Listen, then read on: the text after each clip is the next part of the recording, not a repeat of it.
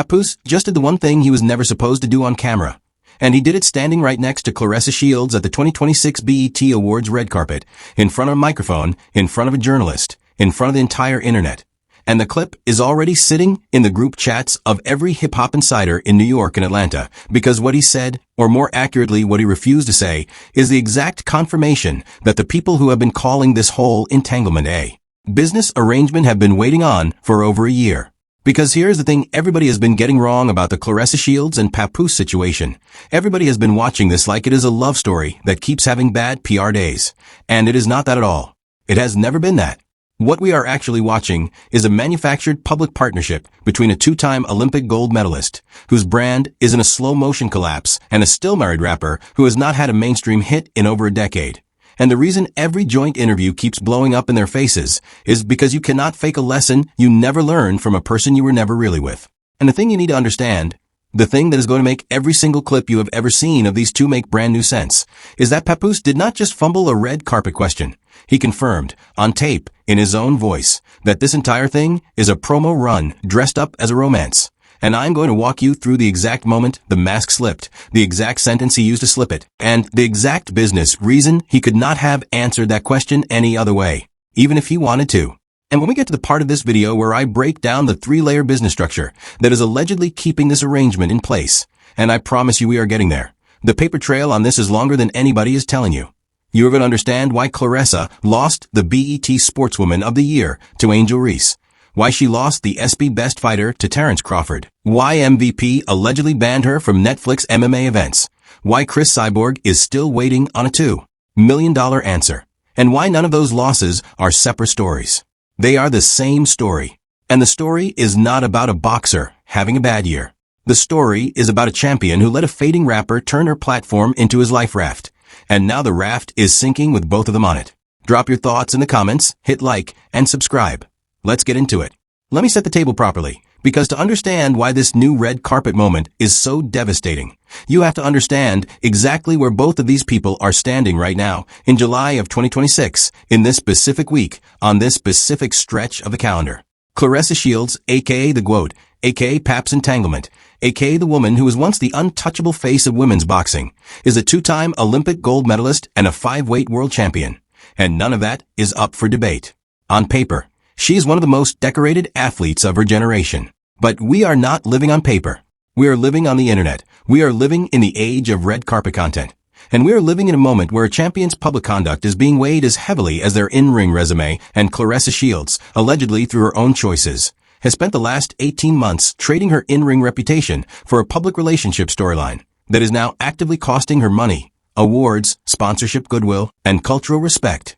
And on the other side of the frame, you have Papoose, a lyricist with over 2 decades of industry presence, a man who was once the co-star of one of hip-hop's most publicly celebrated marriages, a man whose entire mainstream visibility was borrowed from Love and Hip Hop New York and the Remy Ma brand, and a man who, since December of 2024, when Remy Ma reportedly posted the screenshots that broke the whole thing open, has been slowly walking a red carpet path that is somehow always positioned directly next to Claressa's professional platform. He is not booking these rooms on his own. He is not the reason the microphone is being held. He is the +1. And he is a +1 at a stage in his career when a +1 credential is worth real money. The stakes personally for Claressa are her career trajectory. Every fight she takes right now is either going to reset her back to greatness or accelerate her decline. And the training reports that have been leaking out in the last few weeks about allegedly downgraded facilities are not the kind of report that surfaces around fighters whose camps are running at full budget. The stakes culturally are enormous. Women's boxing has never had more visibility, thanks to Katie Taylor versus Amanda Serrano, thanks to Alicia Baumgardner, thanks to Claressa herself at her peak. And the culture is watching very carefully to see who gets to define this era. And the stakes systemically are the biggest of all, because this story is not just about two people. It is about how the modern celebrity industrial complex uses public relationships as career leverage, and Claressa and Papoose are allegedly running one of the most transparent versions of that playbook the culture has seen in years. And the question every single one of you should be sitting with right now, before we get to the evidence, is very simple. If this thing is real, if this thing is what they keep saying it is on camera, why does every single joint appearance make it look less real, not more? Let's start with what is actually on tape, because the surface layer of this story is loud enough on its own to build a case with. And there are at least 4 separate pieces of visible, verifiable evidence sitting in public view right now, and every one of them stacks in the exact same direction. The first piece is the 2026 BET Awards red carpet clip itself, the one that dropped this week and that a Papoose-friendly outlet allegedly pushed out to do damage control, which is comedy in itself, because the clip they pushed out to save the narrative is the exact clip that is killing the narrative. In this clip, a journalist walks up to Claressa Shields and Papoose, greets them both, and asks the softest possible red carpet question a couple could ever get. You are both champions in your own lanes. What is the biggest thing you have taught each other about love and success? That is not a hard question. That is a layup. That is the kind of question publicists literally hand couples in advance, so they can rehearse a soundbite, and Claressa Shields freezes on it. She stalls. She trails off. You can watch her brain scramble in real time, and eventually she lands on saying she taught Papoose to be super confident, to be cocky, to not be ashamed of his gift, and every single person who has watched a single episode of Love and Hip Hop New York in the last decade immediately clocked the problem. Because Papoose has been publicly cocky about his own rap gift since approximately 2006. This is a man whose entire brand for years was the best kept secret in hip hop. If there is one thing Papoose does not need lessons in, it is confidence in his own ability. And Claressa reportedly not being able to think of anything else in the moment is a piece of evidence all by itself. Because if you have actually been in a real relationship with someone for over a year, you can name at least one lesson they taught you without pausing. The second piece is what happened when the same journalist turned to Papoose and asked him the exact same question. Because Papoose, allegedly the smoothest talker on any red carpet, does not answer it. He completely reroutes. He starts talking about how being loved by Claressa is amazing. How she is not afraid to show her love to the entire world. And this is the part every single one of you needs to hear, he pivots into promoting her upcoming State Farm Arena fight in Atlanta. He turns a question about what she has taught him about love into a promo run for a boxing card. He does not answer the question. He advertises the event. And that is not what a partner does. That is what a promoter does. The third piece is the alleged Ebony or Essence red carpet moment, where the two of them were asked to describe what black music means to them in just one word. And Papoose reportedly launched into a 6 or 7 word monologue because he cannot let a mic go unmonopolized. And Claressa, visibly rattled by getting talked over, just repeated the last word he said and framed it as he took my word. 2 people, 1 mic, 1 simple prompt, and they could not sync up long enough to answer it, which is the exact opposite of what a couple who spends real time together sounds like. The fourth piece is the car ride footage from the way to the same BET Awards, where Claressa reportedly asked Papoose out loud whether this was their second or third BET Awards together, and neither of them corrected the other with any certainty. Memory is memory. People forget things. But when your entire public brand is built on how solid and how in love you are, the smallest hesitation on the smallest question becomes a giant piece of evidence, because it does not match the story you are selling. And on top of all 4 of these pieces, the awards results themselves are the 5th uncredited piece. Claressa lost the 2026 BET Sportswoman of the Year to Angel Reese. She lost the 2026 SB Best Fighter to Terrence Crawford in what Yahoo Sports called a mind-blowing upset. And she reportedly said, quote, "I just thought accolades mattered," which is one of the most wounded sentences a champion has said out loud in recent memory. And it is telling on itself, because a champion who is winning does not have to remind the room that accolades matter. A champion who is winning is holding the accolade in her hand. And, oh, do I have more? Because if you thought that red carpet clip was the worst of it, we have not even gotten to the insider layer yet. We have not gotten to what other artists in the space have been saying. We have not gotten to the very quiet moves from the biggest names in women's combat sports. We have not gotten to the reactivated dormant accounts. And we have not gotten to the specific comment I am about to break down from a legend in this space who did not even have to say a word to say everything. And to the Claressa defenders who are already halfway through typing in the comments that we are hating and that this is just entanglement erasure, please sit tight for the next 12 minutes. Because when we get to the pattern interrupt where I break down the 3-layer business structure allegedly holding this arrangement in place, you're going to understand that nothing in this video is about hating a woman for being in love. It is about explaining why the machine has decided to stop protecting her. And once you see the machine, let's talk about who has been talking. Because the cultural layer of this story is where the entire tone shifts from funny to serious. And it starts with Remy Ma, who is the center of gravity in this whole thing, whether anybody wants to admit it or not.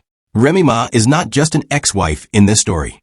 Remy Ma is a legend of New York rap, a federal prison survivor who came home and rebuilt her career.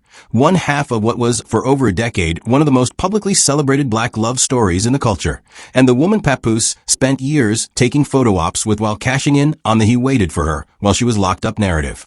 So when Remy Ma allegedly posted the screenshots in December of 2020 that broke this entire situation open, and then, according to reporting from the Griot in May of 2025, publicly offered to pay Papoose's divorce lawyer and said Claressa Shields could chip in too, that was not a scorned wife lashing out. That was a woman who had already processed the situation, already moved past it emotionally, and was calmly telling the culture, "Take him. I will even help with the paperwork." That level of composure from Remy Ma is the exact opposite of the energy Claressa Shields keeps bringing to this situation with the crash-out lives and the reactive interviews. And the culture has clocked that contrast very loudly. The second piece of cultural evidence is Laila Ali, the daughter of Muhammad Ali and one of the greatest women boxers of all time, who reportedly posted a throwback of herself holding her own BET Sportswoman of the Year award in the same week Claressa lost that same award for the second year in a row. She did not tag anybody. She did not mention Claressa's name. She did not say a single controversial word. She just posted the picture. And the entire internet understood exactly what she was doing, because Laila Ali is the standard. Laila Ali is the champion who was celebrated for her craft instead of her chaos. And having her quietly resurface her own win in that specific week was a piece of cultural evidence louder than any diss track could have been. That is not shade. That is a mirror. The third piece of cultural evidence is Cris Cyborg, the MMA legend who has been publicly calling Claressa out for over a year, and who reportedly offered her $2 million for a boxing match to determine the true greatest of women's combat sports. For months and months, Claressa ignored the offer, acted like Cyborg was beneath her, acted like it was not worth acknowledging. And then in this exact week, with the interviews going viral and the awards losses stacking up, Claressa is suddenly bringing Cyborg up for content. Now she has thoughts. Now she has something to say. And what does that tell you? It tells you Claressa needs a distraction. It tells you the entanglement is no longer generating the positive attention it was allegedly designed to generate, and she is scrambling for a new storyline. And Cris Cyborg herself reportedly called it duck hunting season, which is one of the most surgical trash talk lines of the year because it perfectly describes what is happening. Claressa is running from the fight that would actually settle the argument. And every time she runs, Cyborg gets louder. The fourth piece is Alicia Baumgardner. And this is where the story stops being funny for a second, because per ESPN's reporting from May of 2026, MVP, the promotion company that runs the Ronda Rousey versus Gina Carano Netflix MMA event where the alleged VIP area slap happened, has formally banned Claressa Shields from future events. That is not a public feud. That is a business consequence. That is a boxer being told by a major promotional platform that her behavior is not welcome anymore. And on top of that, Alicia Baumgardner has reportedly secured her own competition reality show, which means the person Claressa allegedly slapped is walking away with a television platform Claressa is not getting. The person who supposedly got embarrassed at the event walks away with a TV deal, and the person who did the alleged slapping walks away with a ban. That is the entire cultural verdict in one sentence. And I want to acknowledge the counter-argument here, because I think it is important to be fair to everybody watching. Some of you are going to say this is just because she is a woman, because she is dating openly, because society hates a black woman being in love out loud. And I hear that, I understand where that argument comes from, but that argument does not survive contact with the actual timeline. Because the same women who cheered for Claressa when she was undefeated and unattached are the same women turning on her now. And the specific reason they are turning on her is not that she is dating. It is that she is dating a still legally married man who has not filed for divorce. And she is doing it on camera, over and over again, while pretending everything is fine. That is not misogyny. That is a values check. And there is a fifth quiet piece stacked underneath all of this, which is the fan communities that use to defend her going quiet, the boxing analysts who have started using different language when they talk about her, and the podcast that used to shout her out and no longer do. That ecosystem shift is a piece of evidence too, because ecosystems do not shift by accident. Have set up to this point is entertainment layer, and the truth is none of this is really about a bad interview. This is about business. This has always been about business. And if you do not understand the business layer of this story, you are watching the movie but missing the entire plot. There are three separate systemic angles operating underneath this arrangement, and they all lead to the same conclusion.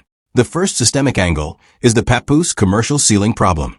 Papoose, as a rapper, has been in the game for over 2 decades, and has never had a mainstream commercial hit that broke him past the New York lyricist tier. He is talented, he is a real lyricist. That is not in dispute, but the industry infrastructure that could have built him into a major commercial artist never assembled around him. His entire public relevance for years came through his marriage to Remy Ma and the Love and Hip Hop New York platform. And when that platform faded, when the show wound down, when the reality TV era of the mid-2010s ended, he was left with a name most casual hip-hop fans knew, but did not follow. That is the exact moment, allegedly, that a relationship with a global sports brand like Claressa Shields stops being just a personal story and starts being a career strategy. Because when Papoose stands on a BET red carpet in 2026, that is not a Papoose booking. That is a Claressa Shields +1 arrangement. And when he grabs the microphone to promote her State Farm Arena fight instead of answering a question about love, that is not a boyfriend supporting his girl. That is allegedly a rapper with a fading career using her promotional platform to keep his name in circulation. He does not answer questions about love. He answers questions about her fight schedule. He does not act like a partner. He acts like a promoter. And the industry knows the difference. The second systemic angle is the women's boxing branding structure. Women's boxing in 2026 has more visibility than it has ever had. Thanks to Katie Taylor versus Amanda Serrano. Thanks to Baumgartner's rise. Thanks to Claressa herself at her peak. But it also has significantly less institutional backing than the men's side. Which means every fighter's career is more dependent on personal branding than on institutional support. Which means when Claressa spends a full calendar year turning her personal life into content, she is not just risking her image. She is risking her marketability. She is risking sponsorship deals. She is risking network relationships. She is risking promotional partnerships. And this is where the reports about her allegedly training at a Planet Fitness in the weeks before a major fight become so telling. Because if those reports are accurate, and I want to be careful with that word, a fighter at her level should not be visibly changing training environments this close to a major bout. That is not a story about a gym. That is a story about resources. And resources are a downstream consequence of brand health. If your brand is in crisis, your resources start to shift, and your camp starts to look different, and the world starts to notice. The third systemic angle, and this is the deepest one, is the media ecosystem incentive structure. The media ecosystem around any celebrity is a machine, and that machine only protects the people who feed it wins. When Claressa was undefeated, dominant, and on top of every women's boxing conversation, the media protected her because she generated content that made them look smart. Winners get insulated. But once the losses started stacking, the BET losses, the SB loss, the MVP ban, the training reports, the failed interviews, the ignored Cyborg offer, the same media that used to insulate her started amplifying every stumble. Because losers do not get insulation. Losers get content. And Claressa Shields, allegedly for the first time in her career, is on the losing side of the media incentive structure. And she does not seem to fully understand yet that the tide has turned. This is not a scandal. This is a systemic shift in how the machine is deciding to cover her. And until she wins something big and undeniable again, the machine is going to keep feeding on every embarrassing clip it can find. 3 angles, 1 conclusion. This thing was never structured to last, and now the structure is starting to crack in public. So here is what I actually believe, and I want you to sit with this, because this is the biggest claim I am going to make in this entire video, and I am not going to soften it. What we are watching in real time is not a love story going through a rough patch. What we are watching, allegedly, is the collapse of a manufactured public partnership that was held together by mutual utility, and the moment it stops being useful for either party, it is going to end, and it is going to end publicly, and it is going to end ugly. Because if this relationship were what they claim it is, that BET Awards question would have been the easiest answer either of them has given all year. Claressa would have said, without a single pause, this is what he taught me about being loved out loud, or this is what he taught me about believing in my own greatness, or this is what he taught me about weathering public criticism. Because Papoose has been publicly criticized his entire career, and would allegedly know something about weathering that. And Papoose would have answered his question by saying Claressa taught him what discipline looks like inside a home, or Claressa taught him what it means to be loved without shame, or literally anything else that acknowledged an actual emotional exchange between two people. Neither of them did that. Neither of them could. Because you cannot describe an emotional exchange that is not happening. You cannot articulate a lesson you were never taught. You cannot fake intimacy on a red carpet in front of a camera trained by decades of celebrity coverage to catch exactly this kind of mismatch. And that camera caught them. And now the clip is on the internet forever. And once you accept that framework, every other data point in this year suddenly clicks into place. The BET losses make sense because voters, allegedly, are punishing behavior more than they are rewarding accomplishment. The ESPY loss makes sense because voters, allegedly, are recognizing that the drama has become louder than the resume. The MVP ban makes sense because business partners, allegedly, are protecting their platforms from someone whose public behavior has become too volatile to sponsor. The cyborg avoidance makes sense because a fighter whose brand is in crisis cannot afford to lose a $2 million spectacle fight, and she cannot afford to duck it either, which is why she is stuck in the middle running her mouth about Cyborg on live streams instead of signing the contract. The Planet Fitness reports, if accurate, make sense because a fighter whose resources are shifting is a fighter whose team is quietly adjusting downward. And the red carpet interviews make sense because two people who are not actually building a life together cannot answer questions about the life they claim to be building. Every piece of the puzzle is pointing in the same direction, and the direction is not toward a woman in love. It is pointing toward a woman in crisis, allegedly using a public relationship as a life raft, while the man in that relationship is, allegedly, using her platform as a career lifeline. That is the truth bomb. That is what the industry has been quietly saying, and what the public interviews keep accidentally confirming. And once you see it, you cannot unsee it. Every future clip of these two is going to make more sense to you now. Every future interview is going to land differently. Because you finally have the framework, and the framework is very simple. This is not love, this is logistics. But here's the good news, and this matters, because I do not want anybody leaving this video feeling hopeless about the state of women's boxing or black love in the public eye. The good news is that the right people are still winning, and they are winning by doing the opposite of everything we just described. Angel Reese won that BET Sportswoman of the Year for a reason. She has been working, she has been visible. She has been representing her sport with a kind of public discipline that the voters chose to reward. Terrence Crawford won that ESPY Best Fighter for a reason. He has been dominant in the ring, quiet outside of it. And the culture responded to that combination the way it always responds to real work. Cris Cyborg is still out there, waiting, still holding the $2 million, still pushing for the fight that would actually settle the argument about who the greatest woman in combat sports really is. And she is doing it with her name and her money on the line, which is the definition of a champion putting her money where her mouth is. Alicia Baumgardner is walking into a reality show platform she earned by keeping her head down and letting the situation resolve itself in her favor. Remy Ma is still Remy Ma, still one of the most respected women in New York hip-hop, still moving with the kind of grace that only comes from actually knowing exactly who you are. And Layla Ali is still the standard, still the reminder that a champion's legacy is not built on chaos. It is built on the quiet accumulation of undeniable work over years. One fighter is out here making music that never charted. The other is out here making history that will never get erased. That is the entire contrast. That is the entire lesson. And Claressa Shields, if she chooses to hear it, still has time to write a different ending. That is the thing about being a champion.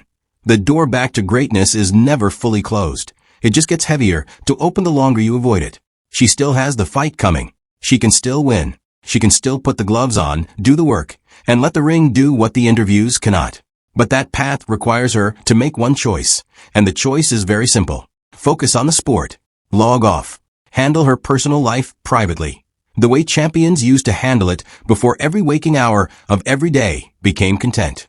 And most importantly, allegedly, let a married man become an unmarried man before the next red carpet, or let him walk that carpet alone. The culture is not asking for much. The culture is just asking for the champion it used to see. And if she can find her way back to that person, this entire chapter can become a footnote instead of a defining era. But I do not think she is going to do that. And that is why this story is only the start. Because in the next few weeks we have her State Farm Arena fight coming up, and everything I have talked about in this video, the training reports, the brand crisis, the loss streak, the ecosystem shift, is going to be tested in the ring on live television. And whatever happens in that ring is going to either reset her career or accelerate the collapse. And there is no middle outcome available. Beyond that fight, we have the Cris Cyborg situation still hanging over her, still unresolved, still worth $2 million whenever she finally acknowledges it. And I promise you, Cyborg is not going away. And beyond that, we have, allegedly, The ongoing Papoose divorce situation that cannot stay in limbo forever. And whenever that finally resolves one way or the other, this entire narrative is going to shift again in a way that neither of them is going to be able to control. This is why you have to be subscribed right now. Because when the fight card goes final, when the Cyborg announcement drops, when the divorce paperwork finally surfaces, this channel is going to be the one connecting every dot for you the same way we connected them today. And you do not want to be catching up, you want to be ahead of everybody else. So if you have made it to this point in the video, first of all, you are amazing, and I appreciate you more than you know. Drop a comment telling me who you think comes out of this next fight looking the worst, Claressa, Papoose, or the media that keeps propping this whole thing up. And if you want a deep dive on the exact reason MVP allegedly banned Claressa Shields from all future events, and what that ban actually means for her upcoming sponsorship negotiations, that video is dropping next on this channel. And I am telling you right now, the paper trail I have on that one is worse than anything we covered. Today there are names in that story that have not been said out loud yet. And once you hear them, the MVP ban stops being a ban and starts being a signal about who in the industry has already quietly decided how this story ends. Do not miss it. I will see you in the next one.